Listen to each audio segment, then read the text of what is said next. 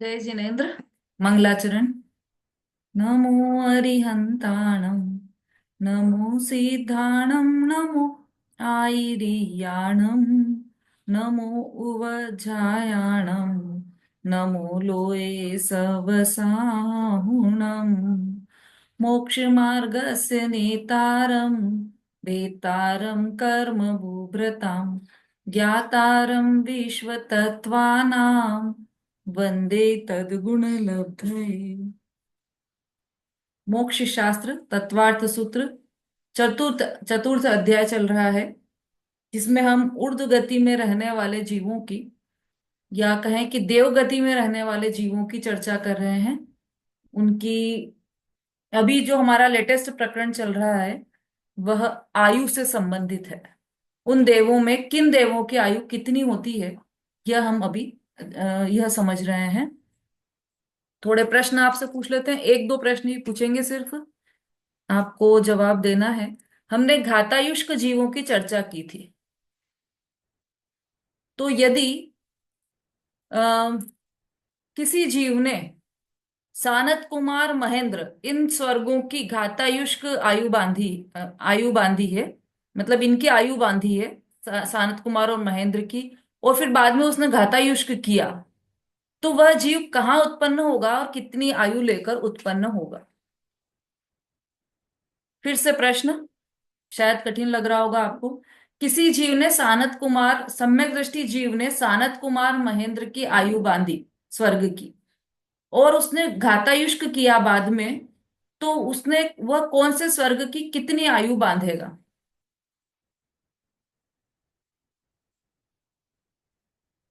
संगीता जी। दीदी वो पहले मतलब पहले दूसरे स्वर्ग तक की मान सकता है। कित, जैसे सानत महल की, उससे मतलब उसके पहले पहले की आयु मान सकता कितनी आयु बांधेगा, प्रश्न मेरा पूरा है ये। केवल आपको ये बताना है कितनी आयु बांधेगा वह।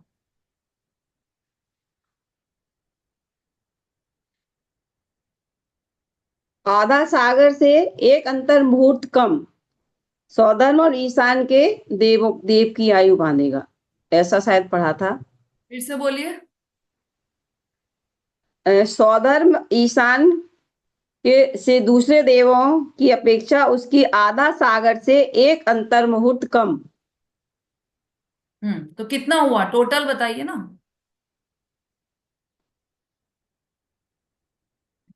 टोटल करना तो मुझे नहीं आ रहा दीदी। चार्ट में देख के बता सकती हूँ। रेणु जी बोलिए। दीदी एक पल्ले से अधिक की आयु बांधेगा वो। अच्छा। मतलब सौधर्म शोभा जी। ईशान स्वर्ग में जो जघन्य आयु है वो एक पल्ले से अधिक की है। शोभा जी बोलिए। दीदी जय जिनेन्द्र। हम्म। जो सानत कुमार और महेंद्र की घातक आयु बांधेगा ना, तो वो सौधर्म ईशान की आयु 2000 सागर है। और क्योंकि उसमें आधा सागर कम होना है, तो 1.5 सागर आयु रह जाएगी, कुछ कम। 1.5 सागर आयु रह जाएगी। अभिलाषा जी। 2000 सागर, 2000 सागर थी तो तो जय ये है जिनेन्द्र दीदी। हम्म। उस सौधर पहले और दूसरे स्वर्ग में जाएगा, सौधर में और ईशान स्वर्ग में। और उसकी आयु 2 सागर से एक अंतर मुहूर्त ज्यादा होगी। एक अंतर मुहूर्त ज्यादा। चलिए मंजू जी बोलिए। अंतर जय जिनेन्द्र दीदी। दीदी 2 सागर की आयु रहती है सौधर में सन की, तो हम्म। आधा सागर ज्यादा में एक अंतर मुहूर्त कम होता है, यानी 2.5 सागर में एक अंतर मुहूर्त कम। बिल्कुल सही। बिल्कुल सही उत्तर आया है अब। स्वधर्म ईशान की आयु स्वर्ग में जाएगा, और 2.5 सागर से एक अंतर मुहूर्त कम उसकी आयु रहेगी। उसने क्योंकि घातायुष्क किया है, इसलिए उसने पहले बांधी थी सानत कुमार महेंद्र की आयु, लेकिन उसने घातायुष्क किया वहां पर, मतलब संश्लेष परिणाम हुए उसके। और अब देखो इसमें दो हैं, अगर इसकी डिटेल में और जाओगे आप तो दो तरीके के हो सकते हैं।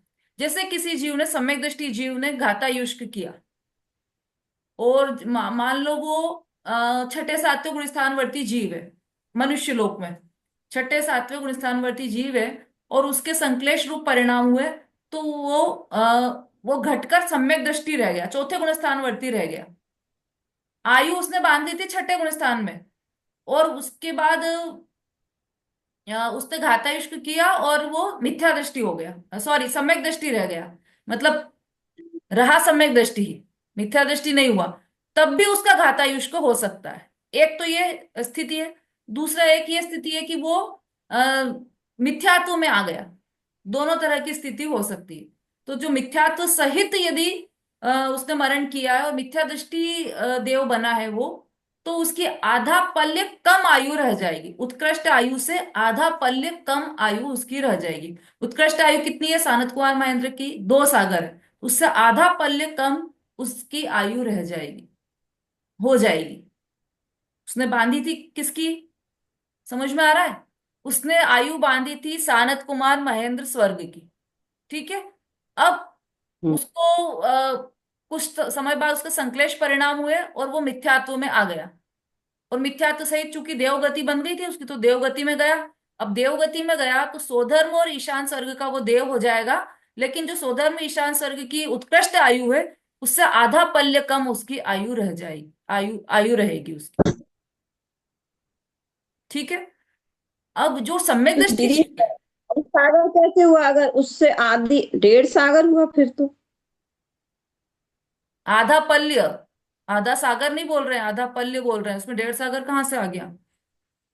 अच्छा अच्छा, 2.5 सागर से एक अंतर मुहूर्त कम बोला ना उन्होंने, मंजू जी ने।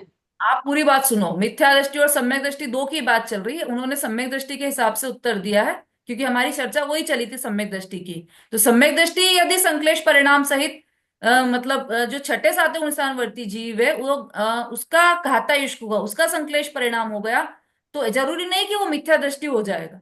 उसके इतने ही संश्लेष परिणाम हुए कि सम्यक तो बंधा है लेकिन छठे गुणस्थान से वो गिर गया है। तो अब उसने जो आयु का घात किया है, तब क्या होगा? तो तब होगा कि सानत कुमार महेंद्र की जो उसने आयु बांधी थी वो वो आ जाएगा सोधर्म ईशान स्वर्ग में। और सोधर्म ईशान स्वर्ग की जो 2 सागर आयु थी, 2 सागर आयु थी, उससे अधिक, मतलब उससे आधे सागर में अंतर्मूर्त कम, इतनी तो 2.5 सागर में अंतर्मूर्त कम, इतनी उसकी आयु रह जाए, आयु हो जाएगी, रह नहीं जाएगी, हो जाएगी। क्योंकि सोदर में ईशान की वैसे नॉर्मल आयु 2 सागर है, लेकिन उसके 2.5 सागर में अंतर्मूर्त कम, ऐसी उसकी आयु रह जाएगी।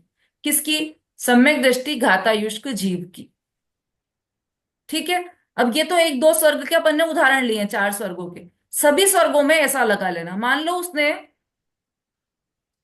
लांतव कापिष्ट की आयु बांधी है और उसके बाद उसका घातायुष्क हुआ है, तो वो कहाँ उत्पन्न होगा? ब्रह्मोत्तर जाना तो उत्पन्न होगा। और वहां की उत्कृष्ट आयु है 14 सागर, है ना? तो 14 सागर से कुछ अधिक वो घातायुष्क में उसकी आयु हो जाएगी। कुछ अधिक मतलब वही मतलब इसमें आधा सागर और जोड़ दो और आधे सागर में से एक अंतर्मुहूर्त कम, मतलब 14.5 सागर में से एक अंतर्मुहूर्त कम, इतनी उसकी आयु हो जाएगी।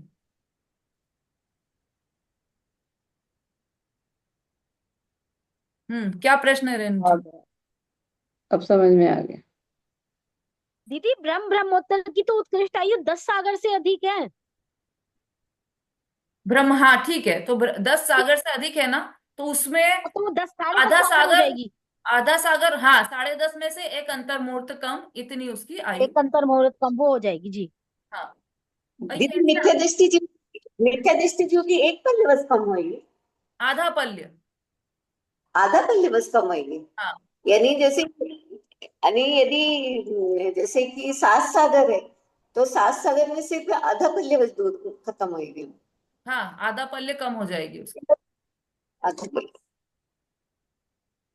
और जैसे ये सभी स्वर्गों में लगा लेना। अब जैसे शुक्र महाशुक्र में उत्पन्न होने वाले थे वो, तो उनकी हाँ आयु होने वाली थी कि वहां पर 16 सागर, लेकिन अब वो क्या होगा? लांतव कापिष्ट में उत्पन्न होंगे और वहां वो पर 14 14.5 14.5। 14.5 सागर है जी। ठीक है। ऐसे ही यदि आनत प्राणत में उत्पन्न होने वाले थे तो वहां पर 18 सागर थी उनकी आयु। तो अब वो कहाँ पर होंगे, 27 सहस्त्रार में उत्पन्न होंगे, और उनकी आयु कितनी हो जाएगी? 16.5, 16.5 सागर। 18.5 सागर ना, आनत प्राणत की। दीदी अनंत प्राणत की तो फिर उत्कृष्ट आयु 20 है ना, तो हाँ 18.5 हो जाएगी साढ़े शास्त्र शास्त्र में। 27 सहस्त्र। 18.5। हाँ। ऐसे और ये सभी का आप लगा लेना किस तरह से ये कम होगी।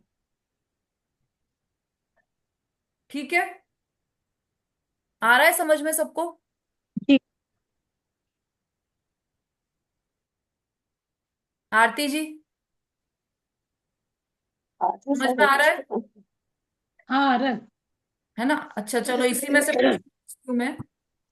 यदि कोई जीव, सम्यक दृष्टि जीव, मतलब सम्यक दृष्टि जीव घातायुष्क करता है, और उसने पहले बांध रखी है सहस्त्रार स्वर्ग की आयु बांध रखी है, तो अब उसकी आयु कितनी होगी और वो कहाँ उत्पन्न होगा? जिससे पूछे वो ही बताएंगे। समता भाभी।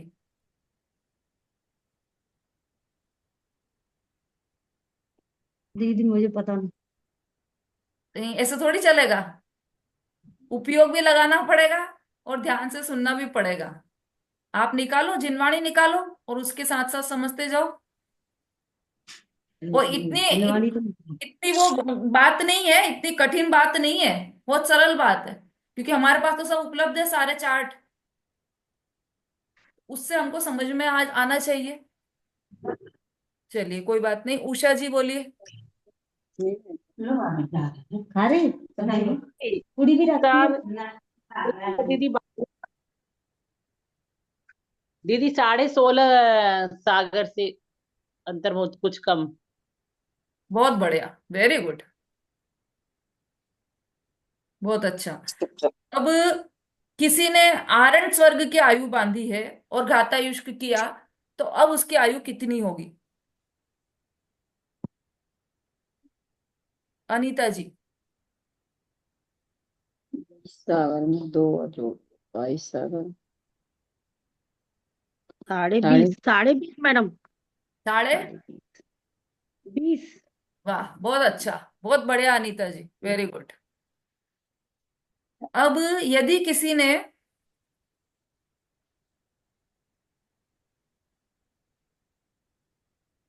लान तब वापस रह गया।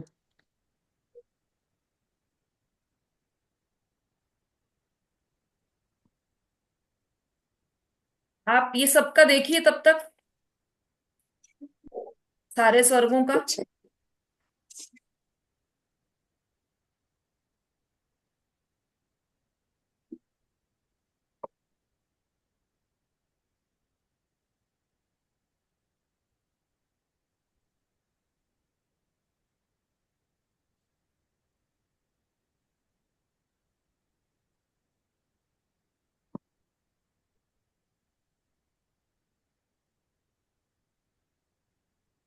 हाँ, 10 मिनट। मैं कुछ ढूंढ रही थी, वो मिल नहीं रहा।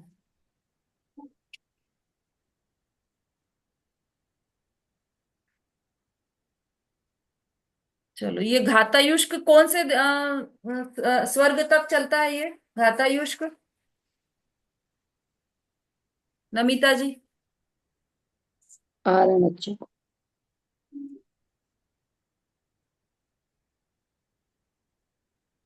कहाँ है, हैंड रेस कीजिए।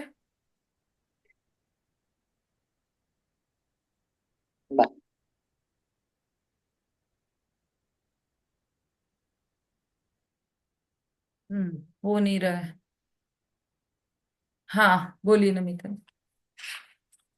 दीदी 12वें स्वर्ग तक चलती है, ब्रह्म ब्रह्मोत्तर तक। हाँ ठीक है।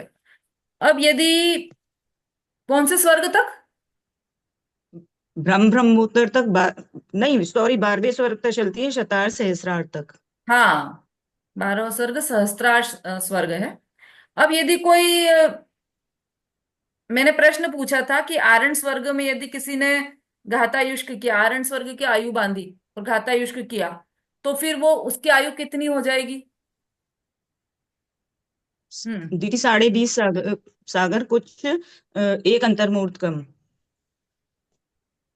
हाँ, बस मुझे यही था। देखो, ऐसा नहीं है कि ये उत्तर आपका गलत कहलाएगा। क्यों? क्योंकि 12वें स्वर्ग से ऊपर तो घातायुष को होता ही नहीं। नहीं। कारण और अच्युत तो ये तो 16वें स्वर्ग हो गए, 16वां स्वर्ग हो गया ना। तो यहाँ पर घातायुष को होगा हम्म। ही नहीं, वो केवल 12वें स्वर्ग तक ही चलेगा। ठीक है, ये विशेष बात ध्यान में रखिएगा आप लोग। चलिए अपने विषय पर आ जाइए अब।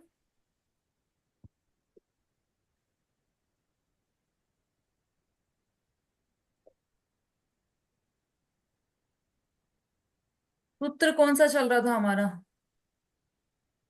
34।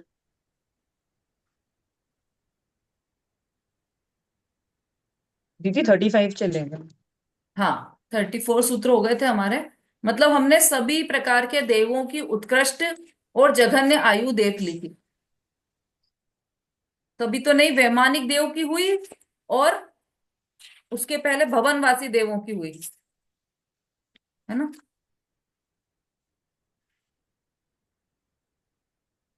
भवनवासी देवों की और वैमानिक देवों की उत्कृष्ट आयु कितनी है ये हमने देखा था।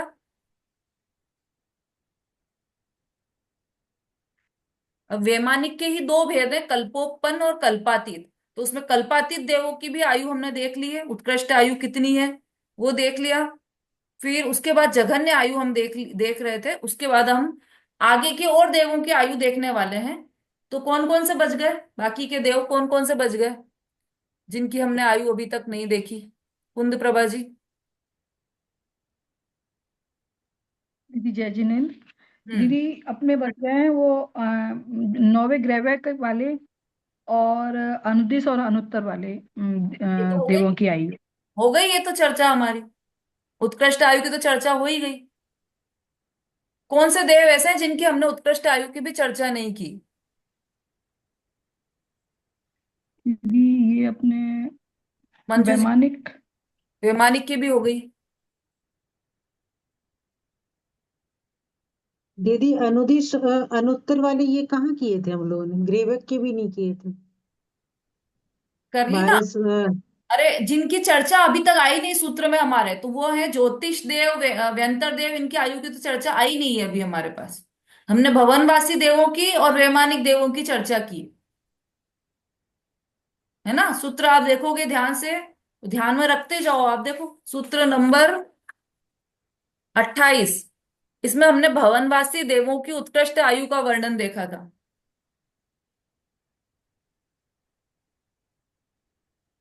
ठीक है। और उसके नीचे हम, भवनवासी देवों की हो गई थी, तो कायदे से तो व्यंतर और ज्योतिष का आना चाहिए था, लेकिन व्यंतर देवों की आयु यहाँ पर बताइए।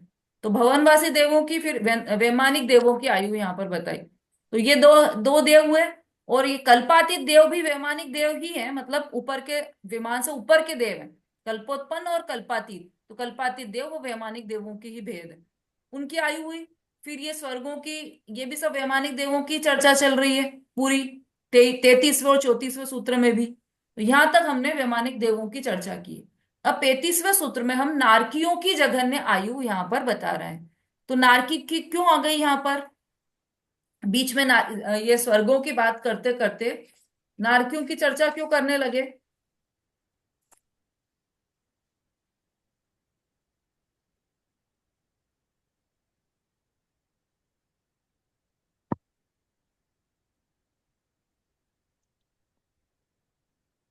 क्योंकि तिर्यंच की बात पहले कर चुके हैं, देवों की बात अभी चल रही है, तो अब नारकियों की आयु की चर्चा यहाँ पर कर रहे हैं।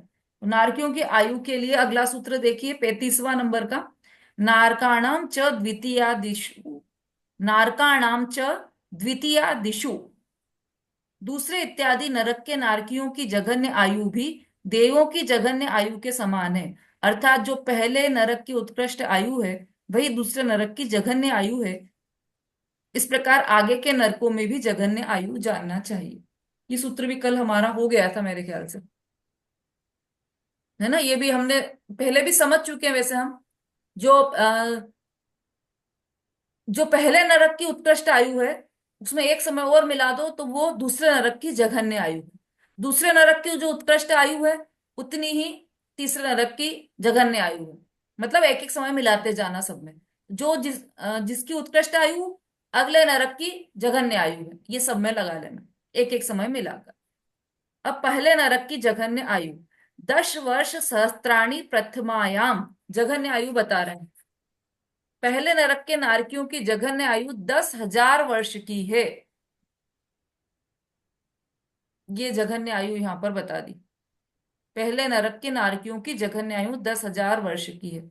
नारकियों की उत्कृष्ट आयु का वर्णन तीसरे अध्याय के 6वें सूत्र में किया है। निकालिए तीसरे अध्याय का 6वां सूत्र, पढ़िए उसको।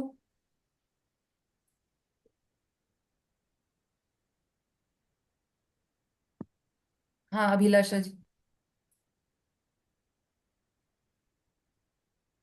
एष वेक त्रि सप्तदश सप्तदश द्वाविंशति प्रायः त्रिंशत् सागरोपमा सत्वाना परा स्थिति, ये वाला सूत्र है। तीसरे अध्याय का कौन सा सूत्र है ये? 6वां सूत्र। 6वां सूत्र। तत्वार्थ सूत्र तो पूरा ही है। ये कौन सा सूत्र है? 250 तीसरे अध्याय। 6वां सूत्र। हाँ अर्थ, 6वां सूत्र। अर्थ पढ़िए, अर्थ। 252 पेज है।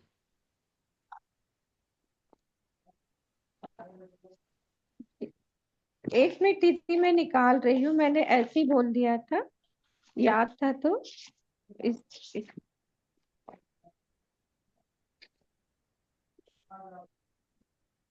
यही है दीदी। इसका अर्थ है उन नरकों के नारकी जीवों की उत्कृष्ट आयु स्थिति क्रमशः पहले पहले में 1 सागर, दूसरे में 3 सागर, तीसरे में 7 सागर, चौथे में 10 सागर, पांचवे में 17 सागर और छठे में 22 सागर और सातवें में 23 सागर है।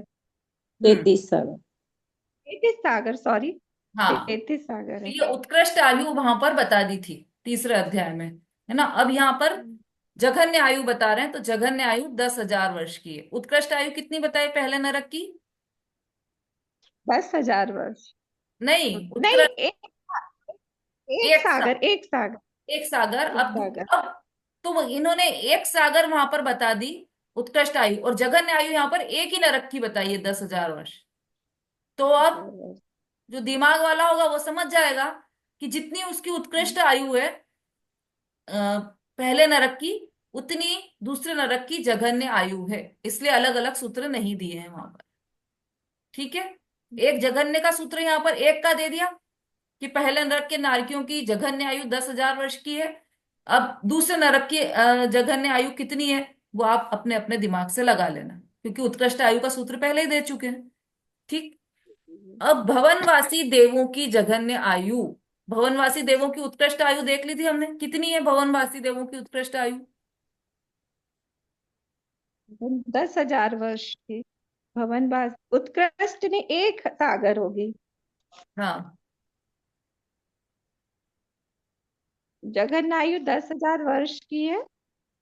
उत्कृष्ट आयु 1 सागर की है उत्कृष्ट आयु, मतलब 1 सागर से स्टार्ट हो रही है। और देखा जाए तो उत्कृष्ट आयु कितनी है, तो 33 सागर है ना। जी। लास्ट जो स्वर्ग है उसकी आयु 33 सागर है। तो वो भी ध्यान में रखिए। तो वो भवनवासी देवों की उत्कृष्ट आयु 33 सागर है, और जघन्य आयु कितनी है, तो 10,000 वर्ष की। सेम वही नरक जैसा स्थिति हो गई यहाँ पर भी। 10,000 वर्ष की जघन्य आयु और 33 सागर की उत्कृष्ट आयु। भवनेशु च, भवनवासी देवों की जघन्य आयु 10,000 वर्ष की है। अगला सूत्र, व्यंतर देवों की जघन्य आयु कितनी है? व्यंतराणाम च, व्यंतराणाम च, व्यंतर देवों की भी जघन्य आयु 10,000 वर्ष की है। इतने छोटे छोटे से सूत्र हैं। व्यंतराणाम च मतलब व्यंतरों की भी वही है, तो वही मतलब जो पिछले सूत्र में बता दी। तो पिछले सूत्र में कितनी बताई थी? 10,000 वर्ष जो भवनवासी देवों की जघन्य आयु थी, वही व्यंतरवासी देवों की जघन्य आयु है। अब व्यंतर देवों की उत्कृष्ट आयु कितनी है? परापल्योपम ममधिकम, मदिपरा पल्योपम मदिकम। व्यंतर देवों की उत्कृष्ट आयु एक पल्योपम से कुछ अधिक है। एक पल्योपम से कुछ अधिक उनकी जघन्य उत्कृष्ट आयु है। व्यंतर देवों की एक पल्योपम से कुछ अधिक। एक पल्य कितना होता है, कल बताया था ना। हम्म, कौन बता सकता है एक पल्य कितना होता है? एक सागर का गड्ढा खोदो और उसमें डालो, एक हाँ, पल्ले हो। एक गड्ढा खोदो, उसमें तुरंत के मेढ़े के बाल भर दो, और फिर एक एक साल में, 2 साल में एक बाल निकालो। एक साल में। जब वो दो गड्ढा, एक साल में वर्ष एक बाल निकालो, तब वो हम्म। गड्ढा खाली हो जाए, उतना काल एक पल्ले होता है। हाँ, अब ये सागर से छोटा है कि बड़ा है पल्य? बड़ा है। छोटा, ये छोटा है, छोटा है। छोटा है। नहीं, पल सागर से 10 कोड़ा कोड़ी पल्ले का एक सागर होता है। तो सागर से छोटा है कि बड़ा है पल्य? छोटा है छोटा है। दीदी, हम्म। संगीता, छोटा है। बोलिए, आपने उत्तर दिया है तो फिर आपको पूरा करना है।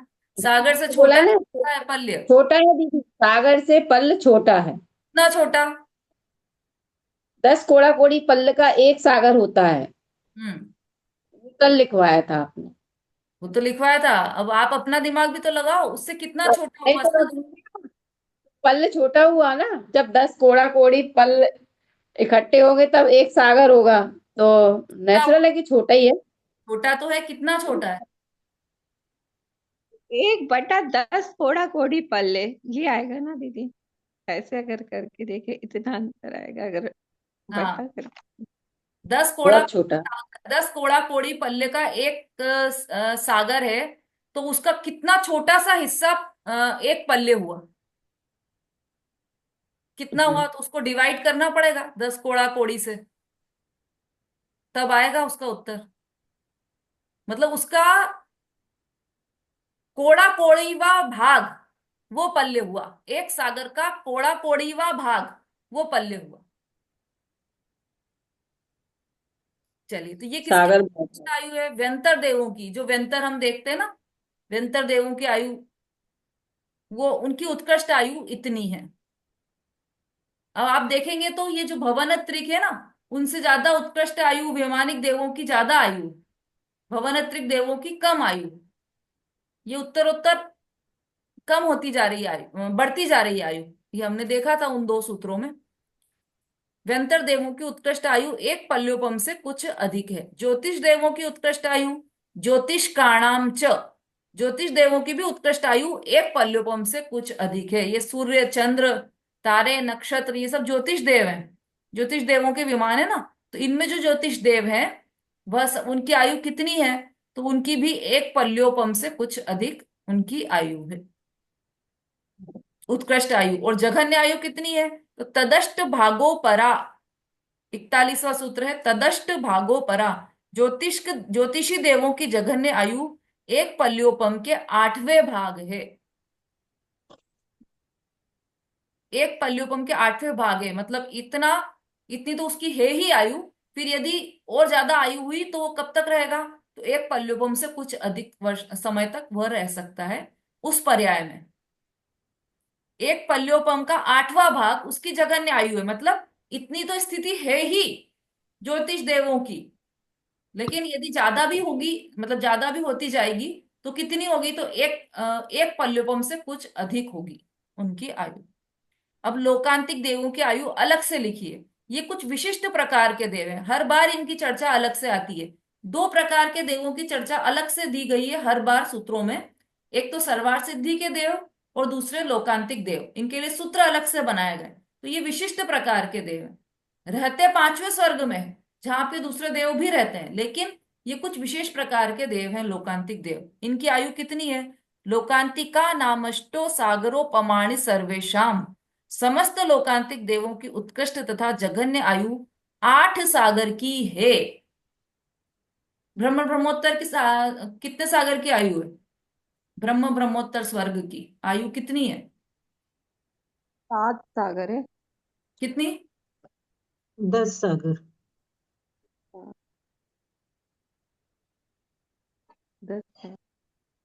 दीदी जगन्य आयु तो ब्रह्मोत्तर की 7 16 सागर सागर से अधिक है, और है। आयु उत्कृष्ट आयु 16 10 सागर सागर है से। और हाँ, जगन्य आयु 16 सागर से कुछ अधिक है। 10 सागर है ना, तो इनके बीच के 7 और 10 के बीच में 8 है। 8 सागर की आयु लोकांतिक देवों की है। रहते हैं उसी ब्रह्म स्वर्ग में, लेकिन उनकी आयु 8 सागर की है। दीदी मुझे एक प्रश्न पूछना है आपसे। बोलिए। दीदी आपने भवनवासी देवों की जगन्य आयु 10,000 वर्ष बताई, हाँ, लेकिन उत्कृष्ट आयु आपने 33 सागर क्यों बताई? 33 सागर तो सर्वार्थ सिद्धि के देवों की है, उत्कृष्ट आयु। भवन, हाँ ठीक है। भवनवासी देवों की उत्कृष्ट आयु कितनी है इसमें लिखी हुई है? हाँ, हाँ जी। ये नहीं, इसमें किसी में भी नहीं है, मैंने पूरा चैप्टर देख लिया। 1 सागर। एक अच्छा, सागर एक है ना। सागर है। भवनवासी देवों की उत्कृष्ट आयु 1 सागर है, क्योंकि जो सबसे दीदी ज्यादा सारे भवनवासियों की, सारे भवनवासियों की। उत्कृष्ट, उत्कृष्ट आयु नहीं, हाँ एक एक की अलग अलग है। भवनवासी जो देव है ना, वो 10 प्रकार के देव है भवनवासी देव। सबकी आयु में जी। बहुत डिफरेंस है। अब देखो, अच्छा। आप असुर कुमार की तो है 1 सागर, लेकिन नाग अच्छा। कुमार की हो गई 3 पल्य, बहुत कम हो गई उत्कृष्ट आयु। सुपर्ण जी। कुमार की 2.5 पल्य, द्वीप कुमार अच्छा। की अच्छा। 2 पल्य, और बाकी के सबकी 1.5 पल्य है। इतनी इतनी है भवनवासी देवों की आयु। तो उत्कृष्ट जी। आयु 1 सागर है। और जघन्य आयु वहां पर बता दी है 10,000 वर्ष। जी, आगे समझ में दीदी। हम्म, ठीक है, चलिए। और किसी का प्रश्न क्या है कोई? ललिता जी। प्रश्न यही था, क्यों पवंतरी देवों की सबकी आयु जगन्य 10,000 वर्ष है, और भवन, इसमें जो हाँ हाँ, पल्ले 8। आवाज रुक गई है आपकी। हाँ, पल्ले 8 लिखा है जी, इसका क्या तात्पर्य? ज्योतिष देवों की जगन्य आयु। फिर से बोलिए, आपकी आवाज समझ में नहीं आ रहा है, बीच में रुक रहा है आपका इंटरनेट। ने मेरी आवाज घर पेट किया तो बोला, हाँ हाँ, यूं कोई बात ज्योतिष नहीं। हाँ, सबकी आयु 10 तीनों की, जगन्य तीनों की, हाँ, बच्चे, 10,000 वर्ष जघन्य आयु, बिल्कुल सही। और तीनों। ज्योतिष देवों की ये पल्ले 8 लिखा था, क्या है इसका? एक पल्ले में 8। क्या? फिर से बोलिए। ज्योतिष देवों में जो पल्ले 8 लिखा है क्या? ज्योतिष देवों में, हाँ, एक हाँ, पल्ले का 8वां एक भाग। बटा आठ 1/8 पल्ले लिखा है। हाँ, वही 8वां भाग है। मतलब एक पल्ले को हम 8 भाग में, आठ, उसका जो 8वां भाग है उतनी उनकी आयु, एक ठीक पल्ले है, से भी यही कम हो गई उनकी। आप समझिए। हाँ, बोलिए कुंद प्रभा जी। दीदी मुझे वो वाली बात समझ में नहीं आई, जो गाथा इसको वाली बात अपन ने अभी समझी थी ना। हम्म तो उसमें सम्यक दृष्टि की जो सम्यक दृष्टि जीव गाथा उसको करेगा ना, तो जो 2 सागर की सौधर्मिंद और सानत कुमार की आयु है, तो वो 2.5 सागर कैसे हो जाएगी? मेरे को ये बात समझ में नहीं आ पा रही है। ऐसे हो जाएगी कि अब इसकी बताओ आप, सानत कुमार महेंद्र की आयु कितनी है? दीदी 7 सानत कुमार और 7 महेंद्र की तो 7 सागर है ना। 7 सागर उत्कृष्ट आयु। जी, हाँ जी, 7 सागर है। 7 सागर उत्कृष्ट आयु उसने बांधी थी पहले, जब सम्यक दृष्टि था तब, या जब उसने घाता युष्ट हाँ। किया था तब उसने 7 सागर की आयु बांधी थी। अब चूंकि वो सम्यक दृष्टि ही है, और लेकिन वो उसका गुणस्थान गिर गया है, संक्लेश रूप परिणाम हो गए हैं, उसने घाता युष्क किया। तो अब क्या होगा कि निचले एक स्वर्ग में आएगा, लेकिन निचले स्वर्ग में भी आएगा तो उसकी आयु को इतना नहीं घटा पाएगा, जितना उस निचले स्वर्ग की आयु, उतना नहीं घटा पाएगा। तो उसको कम से कम भी करेगा, तो वो 2 सागर से कुछ अधिक, मतलब आधा सागर अधिक, उसमें एक